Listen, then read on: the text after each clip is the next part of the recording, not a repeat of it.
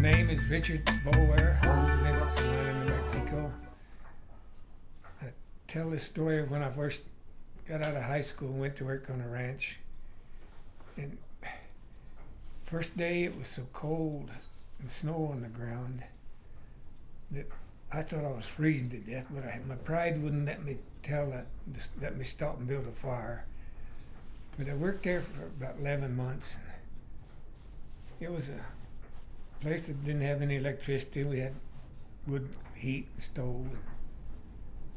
We'd go get wood, and the man that was in charge of it would always say, "Well, let's get that wood. That's good enough wood. It'll burn the biscuits." And I'd tell him, "No, let's don't get that because we don't like burnt biscuits." But he was the most considerate man that I've ever worked for. He never told you to do anything. He'd ask you if you minded doing it. But there were some long days there. We'd leave at daylight, and it'd be noon by the time we got to the back side. We went everywhere on horseback. There was no one little road down through it that we could get in the pickup. And we fed in the wintertime with a team and wagon with tire saddle horse on behind. And we get to where we're going, then we'd take the team loose and put the pack saddles on the mules and then load the feed on them and pack it down in the canyon. And we had one old mule that you had to be real careful with, 'cause she's smart. And if she got too close to a tree, she'd lean over and rub it and break a hole in the sack of the feed, so it'd dump out on the ground. And then, but that same old mule the other mule got out one time, and she'd go over to the neighbors, and they had a bunch of mares and colts.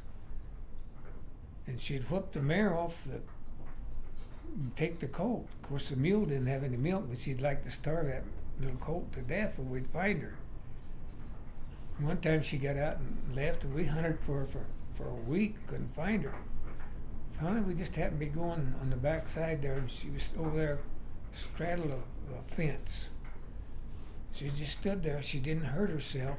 She had a little hair rubbed off, but she wouldn't hurt herself. We had to cut the fence and get her out, but she'd stayed there for several days. But Mrs. Horn would pack us a lunch. We'd go tighten the gunny sack behind her saddle. It was always the same sandwich and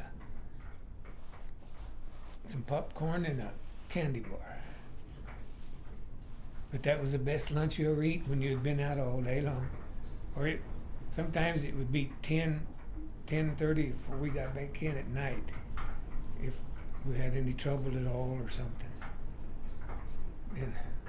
Or if a rain come up, we'd come in soaking wet.